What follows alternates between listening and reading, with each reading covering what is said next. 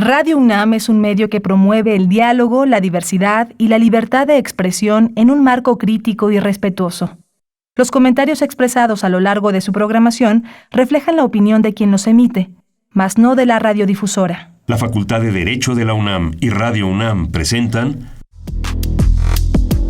Toda sociedad requiere para su funcionamiento regirse por valores, principios, normas e instituciones. A diario escuchamos, leemos y opinamos sobre temas relacionados con la legalidad. Pero, ¿verdaderamente conocemos nuestros derechos y obligaciones? Tu participación es indispensable. Acompáñanos. Derecho a debate. En la cultura de la legalidad participamos todos. Conduce Diego Guerrero.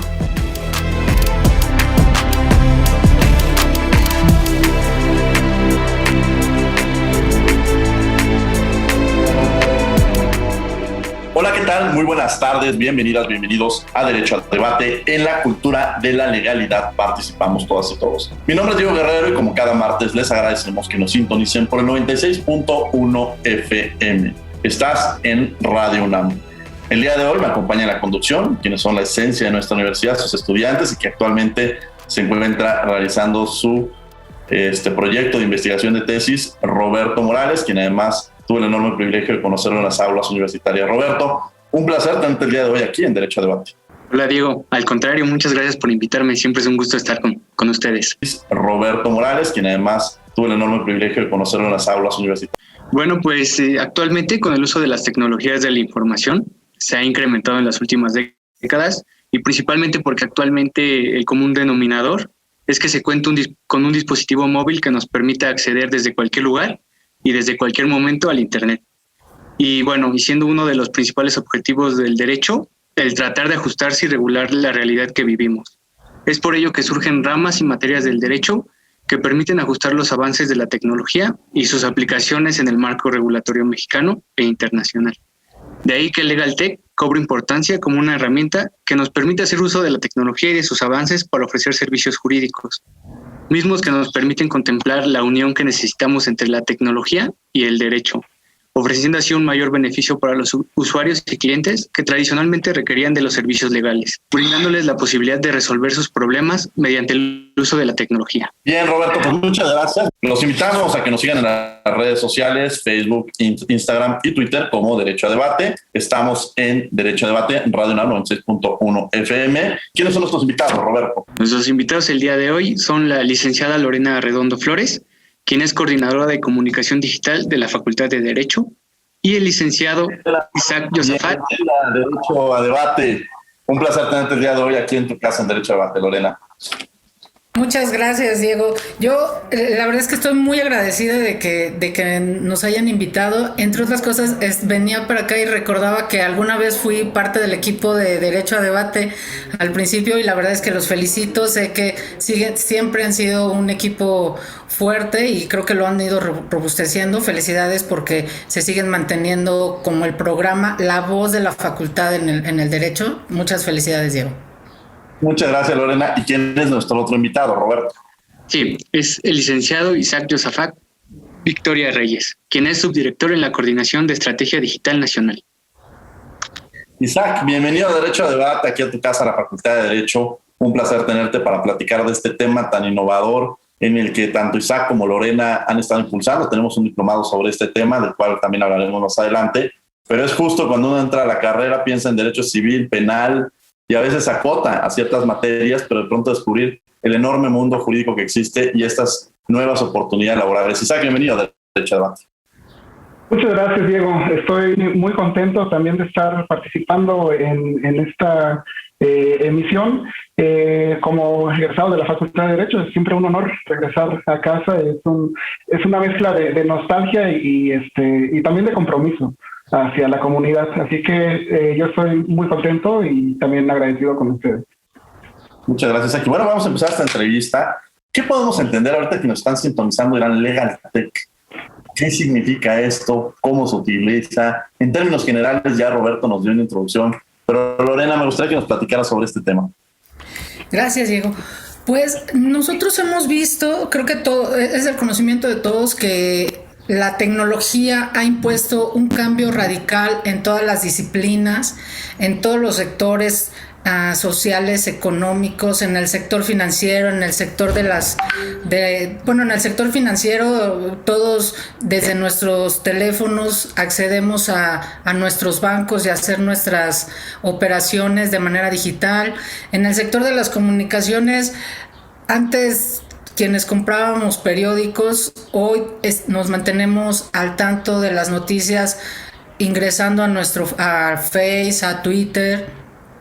Y en el sector aún en el sector salud también todos estos sectores se han vuelto accesibles desde una aplicación prácticamente con la disrupción de la tecnología.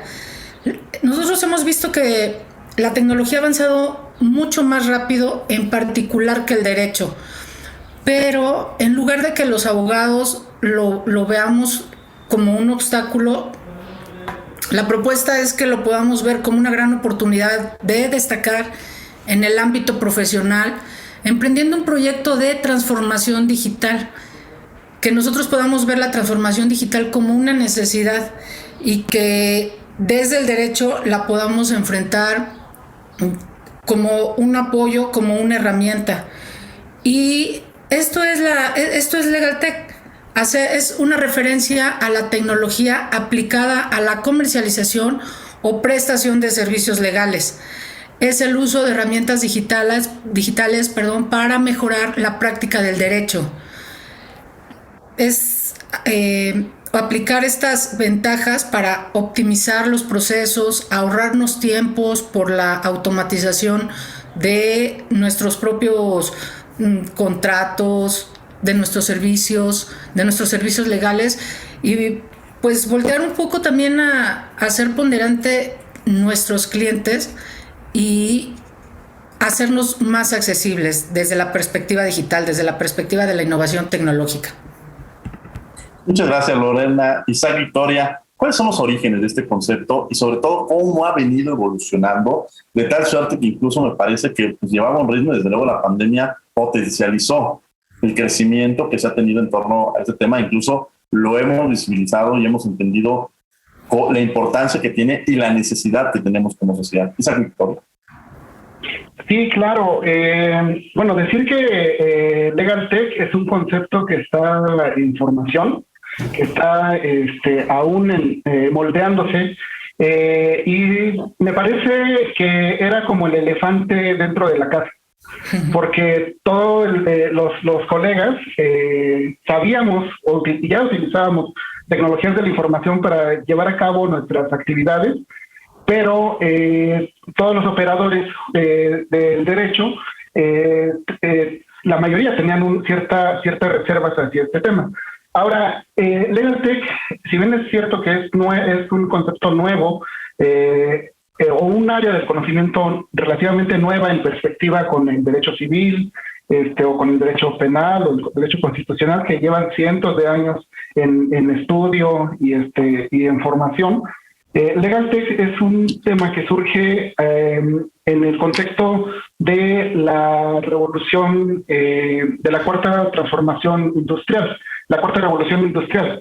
Tenemos un periodo en el cual, en la posguerra de Segunda Guerra Mundial, se detonó el aceleramiento más bien el crecimiento de Internet, el nacimiento y crecimiento de Internet, el despliegue por todo el mundo, y esto ocasionó que también algunos operadores jurídicos voltearan a ver que podían echar mano de estas tecnologías para agilizar ciertos procesos. Por ejemplo, hubo ahí una compañía en Estados Unidos que inventó un dispositivo para poder enlazar pues todos los sistemas de precedentes de un estado entre diferentes despachos de abogados, evidentemente quienes tenían el poder adquisitivo para hacerlo. Entonces, se dice que ahí es el origen, la génesis de este movimiento. Evidentemente vino hasta ahí estamos hablando de la tercera revolución industrial, que es la aplicación de las tecnologías de la información y de la comunicación, pero esto vino a acelerarse todavía más con la cuarta revolución, que es la automatización. Implica el uso de grandes cantidades de datos y que nos va arrojando automatización de procesos, que es lo que estamos viviendo hoy en día, y que la pandemia, ese era el elefante en la casa al que me refería, y la pandemia lo que hizo fue tirar esa cortinilla alrededor del elefante y mostrar que podíamos echar mano de ello, ¿no? Fuimos testigos como en cuestión de unas semanas, el Poder Judicial, tanto federal como de los estados de la República, impulsaron el uso de las TICs en sus procesos, a contratiempo y con el estrés encima, pero terminamos viendo que funcionaba, que tenía una utilidad y que no era y que no era tan peligrosa como se pensaba, o se fueron esclareciendo muchos prejuicios que se formaban en torno a ello. Muchas gracias, Isaac Victoria. Bueno, le cedo el micrófono a Roberto Morales, que nos acompaña el día de hoy aquí en la comisión. Roberto. Muchas gracias. En referencia a lo que nos comentaba la licenciada Lorena, ¿considera que en algún momento las aplicaciones legales puedan alcanzar la realidad y avance de las tecnologías? Mira, Roberto, a veces pensamos que también es cierto que el derecho ha avanzado poco en relación a las tecnologías, pero creo que ha sido, de verdad, creo que ha sido en cualquier disciplina. La tecnología sí lleva un paso más veloz que las demás disciplinas y nos hemos tenido que ajustar. Creo que en cuanto al derecho tampoco somos tan nuevos con la implementación de la tecnología. Existen aplicaciones como Lexis, que desde los 70 están ya implementadas, y también existen algunos teóricos que han ido insertando estos nuevos conceptos de la tecnología para que el derecho pueda vislumbrar otra realidad. Uno de los gurús del ámbito jurídico, Richard Susskind, que es el principal analista de la industria legal en los últimos 20 o 25 años, ya en 1996, en su libro The Future of Law, afirmaba que las tecnologías iban a transformar la profesión legal. Creo que poco a poco, pero también así ha sido. Él pronosticaba que ya en el 96, que en las próximas 2 décadas, en las siguientes 2 décadas más bien, el ámbito legal vería una transformación inminente, y que para el año 2020 la profesión legal ya no se iba a reconocer como en los despachos que se habían establecido a finales del siglo XIX. En realidad, la transformación no ha sido tan radical, sí ha sido lenta. Existen algunos, y nosotros desde la facultad o desde nuestra experiencia también en México, también nuestro avance ha sido diferente a otros países donde el sistema característico es el common law. Entonces, en estos países como Estados Unidos o Reino Unido, ha avanzado en otro sentido, o de manera un poco más rápida, pero creo que hablando de Latinoamérica y específicamente de México, incluyendo la enseñanza del derecho, sí hemos sido muy lentos. Creo que en la formación de los juristas se ha ponderado la certeza. Los abogados no nos caracterizamos por ser precisamente arriesgados en nuestros emprendimientos, y creo que eso nos ha detenido un poco para implementar innovaciones que consideramos a prueba o que no sentimos que nos garanticen la certeza que nosotros estamos proponiendo. Una de las últimas aportaciones de Richard Susskind en el 2000, él decía: yo espero que esta vez sí, tal vez mi predicción anterior del 96 no ha sido tan certera. Yo espero que con la pandemia que nosotros vivimos actualmente y que nos obligó al uso de las tecnologías, este cambio específicamente en el derecho sea permanente y que no ahora o en cuanto termine la pandemia, las escuelas no regresemos solo a lo presencial, sino a una modalidad híbrida, que los notarios puedan establecer o conserven los muchos o pocos mecanismos o servicios que proporcionaron a la ciudadanía a través de las nuevas tecnologías. Creo que es una esperanza factible. Yo dudo que regresemos a lo que teníamos antes de la pandemia, y creo que estos son factores que nos van obligando al sector legal y a la enseñanza del derecho a avanzar. Y sí, tal vez no tan rápido, pero creo que sí ha apresurado muchos cambios en la adopción de las innovaciones tecnológicas estas 2 décadas en relación a lo que pudo haber avanzado en el sector legal en el siglo pasado. Muchas gracias, Lorena. Roberto Valente Morales, que me acompaña el día de hoy en la conducción. Los micrófonos son tuyos. Muchas gracias. Sí, licenciado Isaac, nos gustaría que nos explicara por qué es importante hacer innovaciones para la aplicación en las ramas del derecho. Es decir, por qué nos debe de interesar conocer y aplicar la tecnología en el derecho y no dejarlo como tradicionalmente está.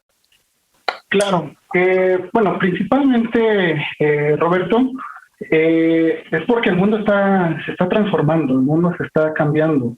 Este suceso de la cuarta revolución industrial está impactando en todas las áreas de la vida humana.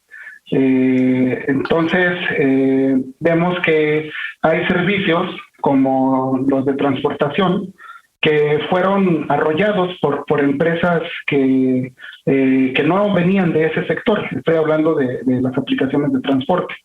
Y te voy a contar, por ejemplo, un caso de Naptec, que es como una leyenda que usualmente se cuenta en este tipo de charlas, donde hubo una competencia entre Nokia y Google a inicios de los 2000.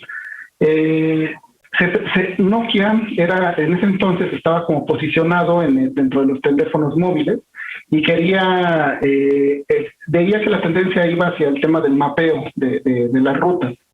Y entonces, en su lógica conservadora de decir, bueno, voy a hacer los negocios o voy a hacer las actividades como las vengo realizando, apostó por comprar una infraestructura de una empresa por una cantidad estratosférica, billones de dólares, que contenían como pequeños dispositivos que mapeaban las carreteras de Europa, pensando que eso iba a ser una buena inversión a largo plazo. Sin embargo, al mismo tiempo, en Israel se estaba gestando una empresa muy pequeña de informáticos que estaban desarrollando una aplicación que hoy todos conocemos, que se llama Waze, que su fundamento no estaba en tener infraestructura tendida, sino que los mapas fueran alimentados por todas las personas que tuvieran un dispositivo móvil y que fuera capaz de enviar una señal de geolocalización. De esta manera, no invirtieron todos esos billones de dólares, sino que la misma comunidad, los mismos usuarios, con el simple uso de su dispositivo, estaba alimentando el mapeo de estas carreteras. Evidentemente, la respuesta, o bueno, la consecuencia de esta decisión de negocio es lo que hoy vivimos. Google está posicionado como una de las Big Tech, de esas grandes empresas tecnológicas que administran la información del mundo. Eso es como su propósito empresarial, administrar la información del mundo. Y esa fue la consecuencia de Nokia, de no buscar innovar. Con las debidas proporciones guardadas en el sector legal, me parece que ese sería el ejemplo de por qué buscar implementar la tecnología en nuestro día a día. Si bien es cierto, son contextos distintos y es algo que hemos estado observando Lorena y yo a lo largo del diplomado sobre el LegalTech. Hemos visto que hay muchas barreras y hay muchos retos por superar, porque no solamente se trata de desarrollar software, sino se trata de operar con el sistema jurídico, con el derecho positivo, con cuestiones de competencias y aplicación territorial de la ley. Entonces, eso de suyo es un reto importante que requiere ser analizado y trabajado. No obstante, la tendencia nos está dando una luz, una guía de hacia dónde va la evolución tecnológica.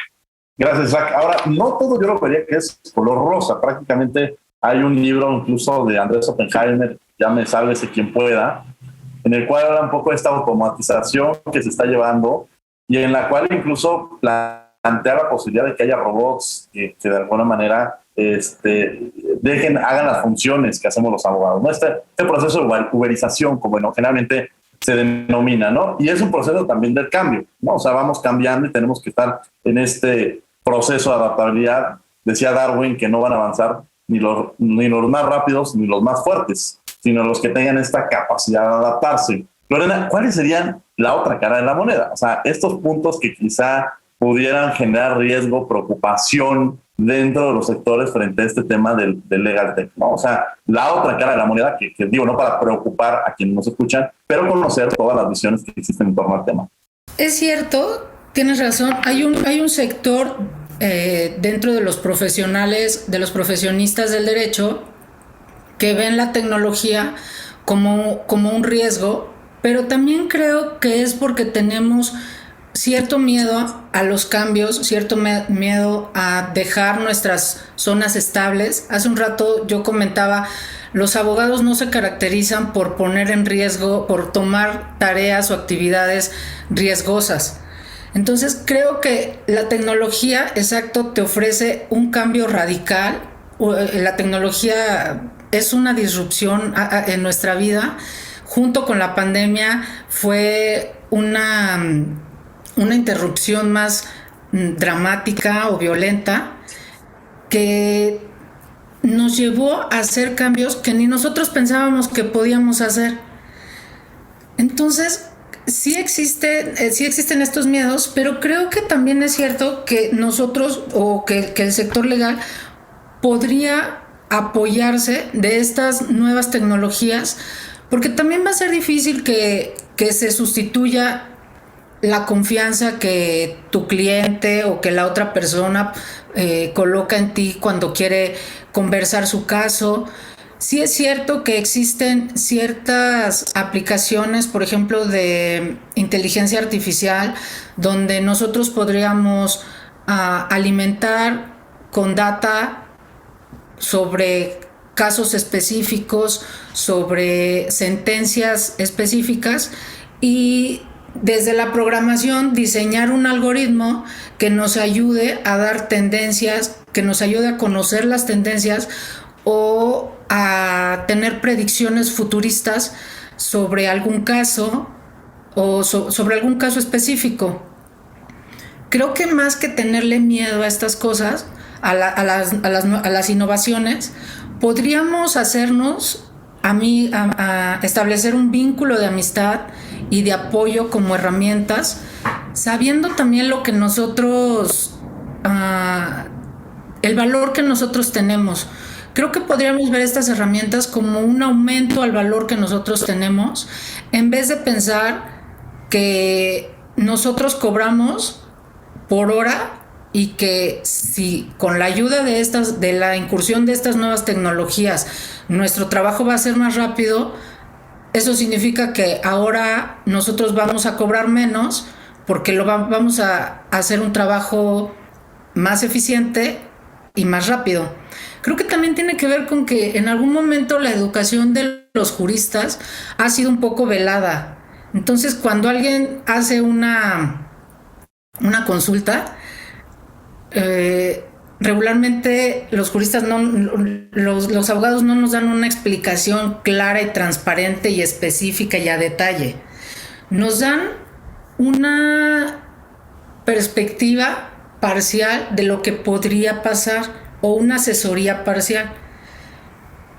Pero creo que podríamos, si nos allegamos de estas herramientas como apoyo, podríamos eficientar nuestro trabajo, vislumbrar, por otra parte, que los clientes son, nosotros podemos acompañarlos en sus procesos de riesgo a partir de de estas innovaciones que hagamos en nuestro trabajo, en nuestra profesión diaria, más que temerles. Creo que difícilmente podrían sustituir la tecnología podría sustituir a los abogados, pero sí creo que podría enriquecer la vida profesional y podría incrementar valor a la actividad profesional diaria, más bien. Isaac, me gustaría un poco que nos hablaras de este tema de inteligencia artificial. Como que de pronto lo escuchamos y nos llevan a estas películas donde y vemos como un concepto bastante amplio, pero lo tenemos a día. Es más, estas series como Black Mirror que nos muestran una realidad que parecería una realidad muy alejada, pero la verdad es que la realidad ha estado superando esta ficción de alguna manera, ¿no? Tenemos esta posibilidad de que uno llega ya al aeropuerto y va a haber unos detectores para que de tu cara, ¿no? Incluso ahora podemos abrir el celular, lo podemos abrir con nuestra propia, poniendo nuestra cara, nos lo abren. De pronto podemos ahorita estar platicando de algún tema, que si tengo que cambiar una ventana en la casa o que si quiero comprar una hamburguesa, y abro mi teléfono celular y me empieza a llegar información de que compre, o sea, de promociones de las hamburguesas y demás. ¿Te parece que sí, que haya estado un temor de ya vamos a tapar la cámara de nuestra computadora porque nos están vigilando, ¿no? Y también nosotros damos acceso a esta información cuando ponemos aceptar.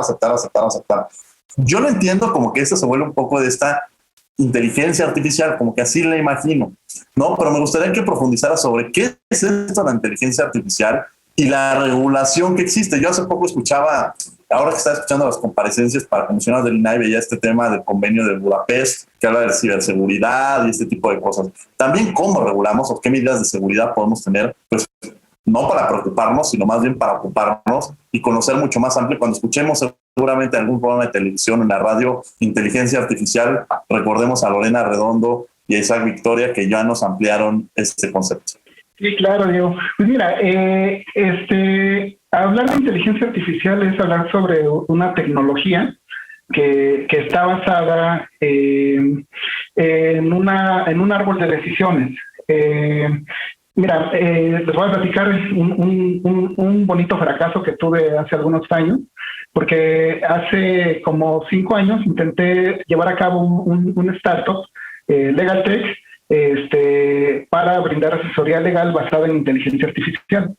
Y bueno, evidentemente no funcionó, pero el aprendizaje que me llevé fue mucho, porque tuve oportunidad de platicar con científicos de datos, con científicas de datos, porque cabe precisar que era mujer, una ingeniera, es parte de las nuevas profesiones que está arrojando esta nueva ola, que es el Data Scientist.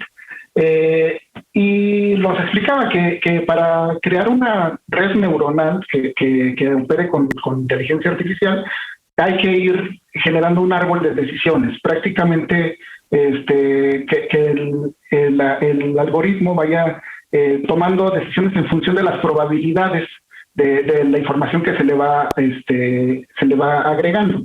Entonces, bueno, ya es hasta ahí la anécdota personal, pero lo que les podría compartir es que para que funcione la inteligencia artificial es necesario que exista una gran cantidad de datos, que se le conoce como Big Data.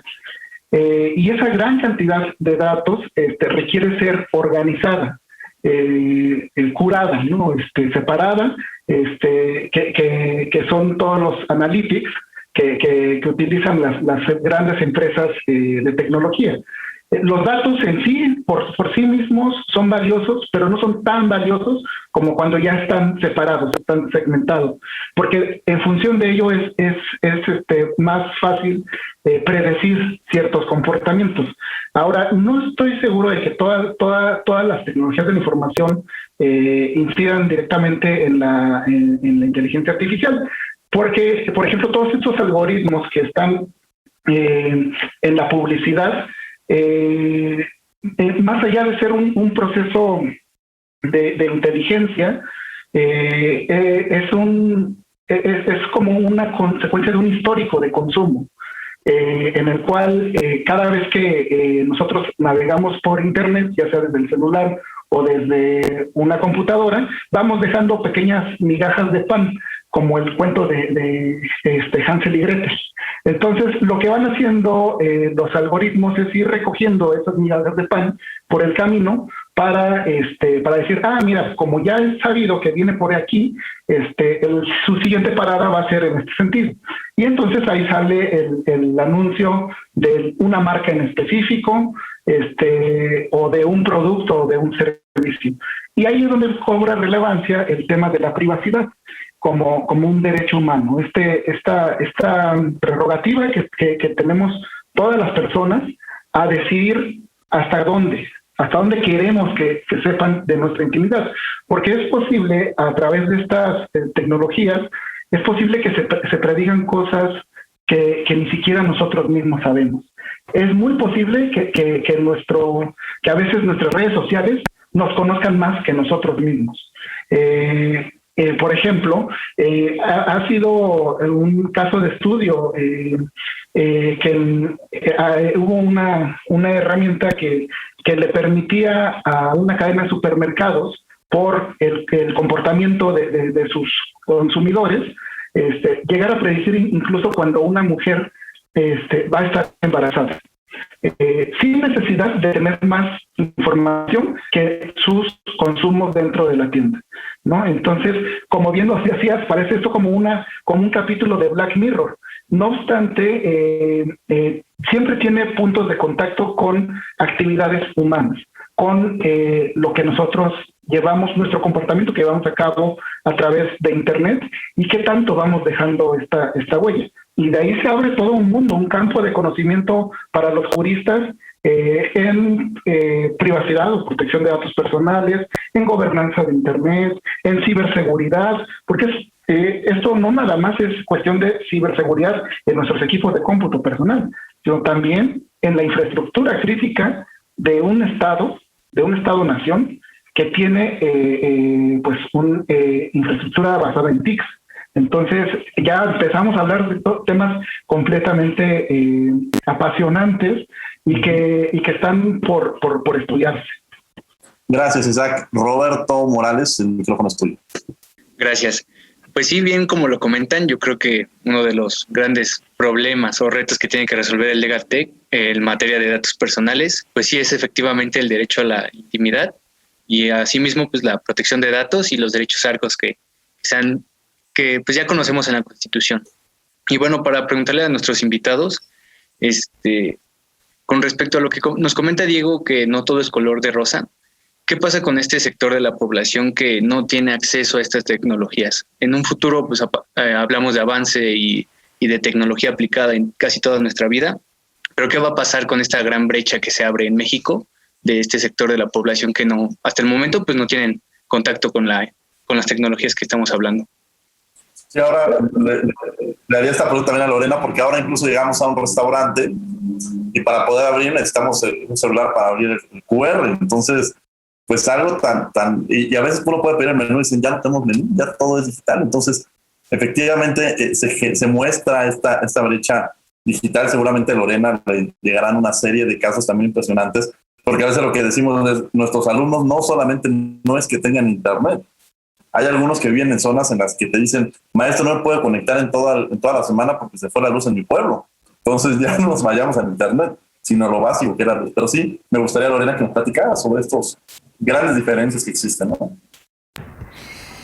Creo que también tienes razón, Diego. Desde la universidad nosotros vemos esta brecha con respecto a la tecnología que es más grande de lo que nosotros, de hecho, habíamos vislumbrado, porque creo que como no era parte de nuestra realidad, no lo habíamos visibilizado hasta ahora que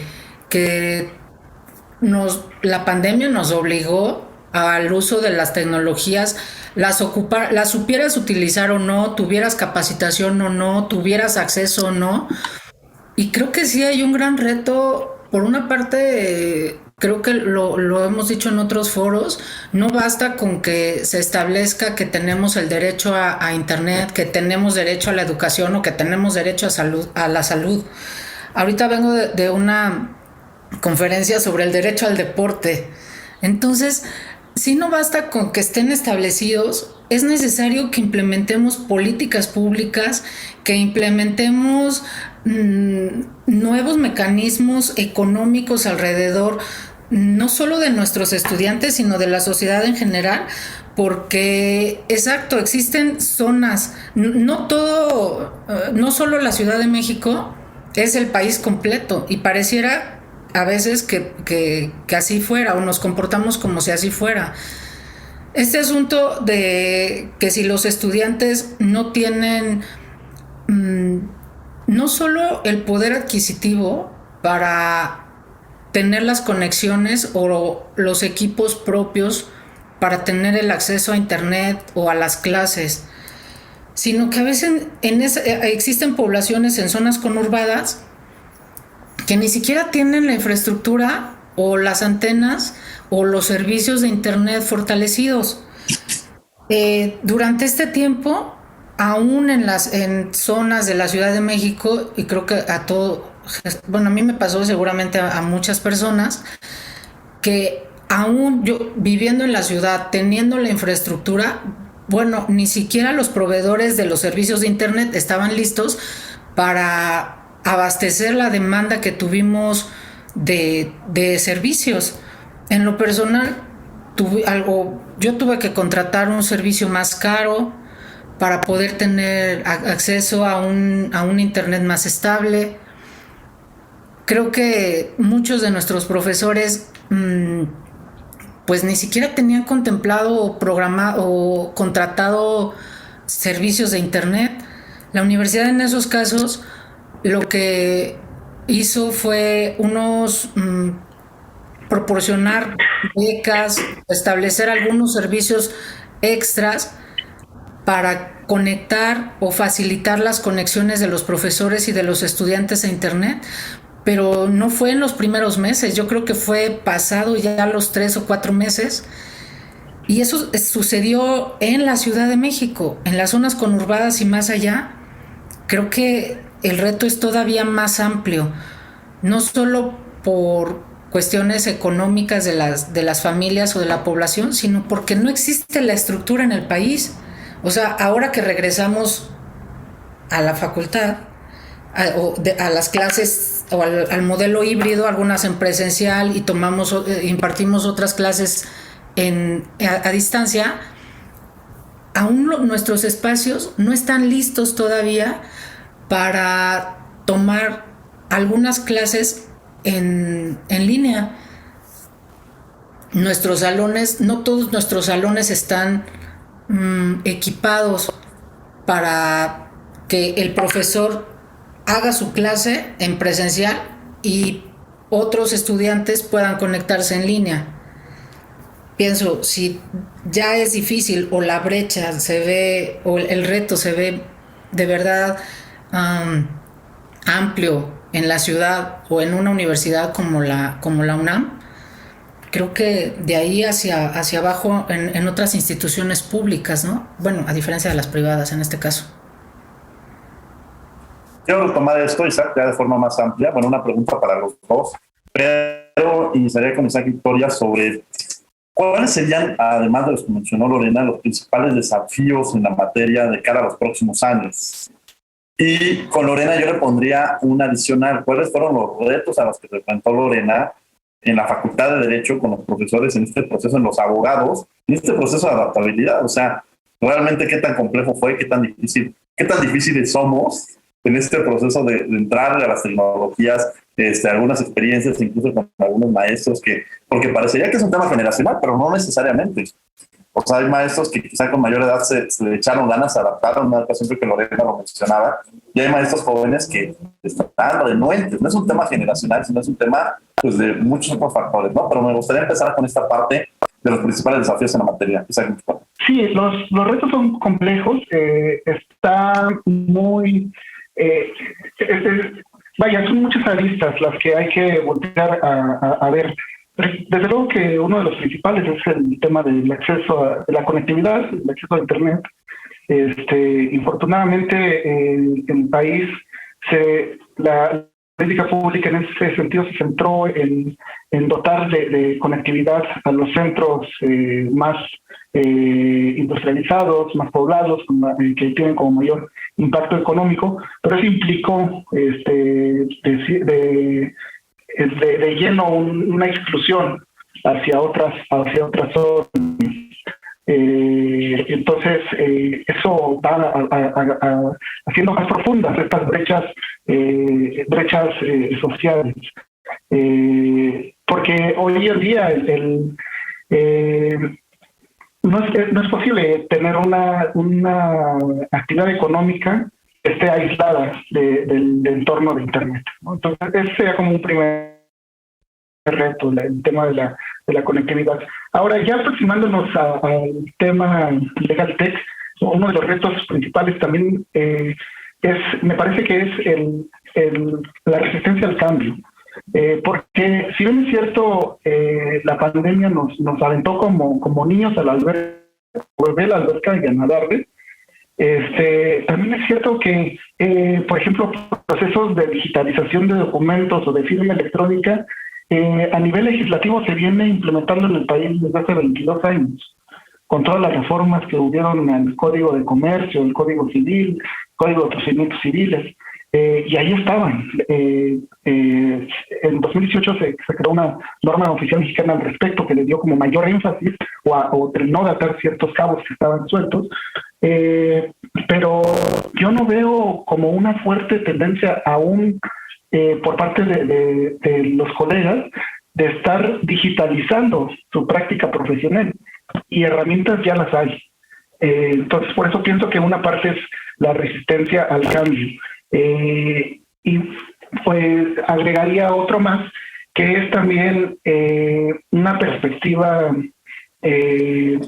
podríamos decirlo, filosófica también, del jurista, porque habría que voltear a ver que nosotros como juristas ejercemos un poder sobre nuestros clientes o en la sociedad, sobre los usuarios. Tradicionalmente, el abogado está acostumbrado a tener la verdad absoluta sobre el conocimiento de la ley, y toda la operación se centra en eso, y el usuario se ha quedado afuera. El usuario se ha quedado como un simple espectador cuando es el centro de la ciencia jurídica, la persona que convive en un estado de derecho. Entonces ese es otro de los retos que tenemos, colocar en el centro a las personas, a los usuarios, que sepamos que estamos trabajando para un ser humano, y eso nos ayude a bajarnos del ladrillo, que nos da este dominio del conocimiento jurídico, para primero ser capaces de transmitir nuestro mensaje o comunicarnos con estas personas sin tantos formalismos, sin tantas palabras garigoleadas, y de una manera más clara, sencilla y entendible, porque eso no nos va a quitar calidad como juristas. Al contrario, nos va a ayudar a estar más cerca del problema, a resolver. Y una vez teniendo esta empatía con el usuario, poder empezar a buscar herramientas tecnológicas que nos permitan agilizar todavía más ese entorno y ese contexto con el usuario al centro de nuestra atención. Lorena Redondo. Gracias, Diego. Yo coincido totalmente con Isaac. Sí existen algunas deficiencias o algunas herramientas que no son de difícil acceso, pero también creo que el factor principal para que nosotros podamos acceder a la transformación digital es esta costumbre y una cultura muy arraigada de resistencia al cambio.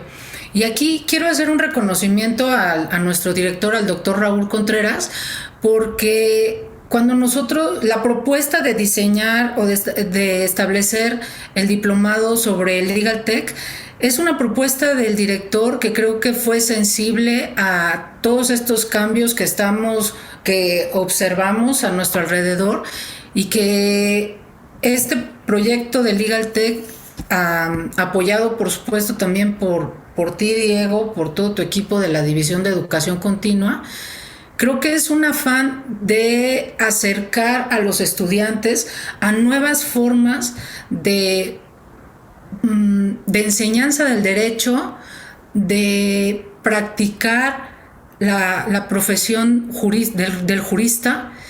Y creo que somos muy conscientes de que la universidad debe ser el lugar seguro donde los estudiantes y los próximos juristas puedan ensayar estas nuevas prácticas y este cambio de cultura. Es curioso porque tienes razón, Diego, yo también coincido contigo, no es un asunto de cuestión de edades. Creo que también ha sido una cuestión de que los estudiantes, los profesores, tengamos un ánimo de cambiar y de mejorar. Nosotros, en el diplomado que estamos actualmente impartiendo, hay gente muy joven. Nosotros lo diseñamos en primera instancia para que se pudieran formar equipos multidisciplinarios. Si bien no tenemos de muchas carreras, sí tenemos personas muy diferentes, aunque la mayoría del sector legal, pero son muy diferentes. Y una característica que notamos ponderante en el grupo es que cuando nosotros propusimos que no todos los profesores fueran abogados, desde la facultad fue como, ¿por qué no van a meter a los abogados tradicionales o con renombre de la facultad? Entonces ahí ya fue un primer reto a dar las explicaciones de pues que no es un tema que la facultad domine actualmente, apenas estamos incursionando en él. Después, con los estudiantes, sí extrañaban. En las primeras clases tuvimos a especialistas en marketing digital, porque si bien creemos que no solo es suficiente hacer el trabajo, sino darlo a mostrarlo y difundirlo en las plataformas digitales actuales. Con los dos primeros maestros, nuestros estudiantes decían, ¿alguno de ellos nos va a explicar el marco legal del marketing digital? Y en algún momento vamos a ver los artículos o la protección del marketing digital. Y era como, tranquilos, en los dos primeros no vamos a tener marco jurídico, nadie va a recitar artículos. Y la verdad es que yo veía, si hubiera sido gráfico, yo veía a los estudiantes como temblorosos, nerviosos, nadie quería opinar, eran temas que no dominaban y en consecuencia pues no se querían arriesgar a opinar sobre algo que no conocían. Ya poco a poco, la verdad es que también he de reconocer que los estudiantes tienen ahorita ya otro ánimo para adaptarse, pues sí, están como más abiertos al cambio y eso nos va ayudando. Creo que el reto aún más fuerte que acceder a las tecnologías es hacer ese cambio de resistencia, es decir, sí quiero mejorar, sí quiero arriesgarme, sí quiero probar, sí quiero experimentar, más que el acceso a las tecnologías. Muchas gracias, Lorena. Nos quedamos con esta reflexión. Además, bueno, les mencionan, ya tenemos este diplomado. Seguramente tendremos una segunda edición más adelante, en la cual, bueno, pues tendrán que estar pendientes justo de las redes sociales, las grandes redes sociales que crecen día con día de la Facultad de Derecho, Facultad de Derecho Oficial, y que bueno, pues que la verdad es que Lorena les ha dado un impulso enorme, porque justamente con un vocabulario que llega a los estudiantes, haciendo recomendaciones a veces de películas, haciendo memes, esta posibilidad de comunicación que ha permitido que los estudiantes hagan suya la página de la Facultad de Derecho y que sea el medio de comunicación en el cual todas y toda la comunidad universitaria de esta facultad pues sepamos qué es lo que se está haciendo.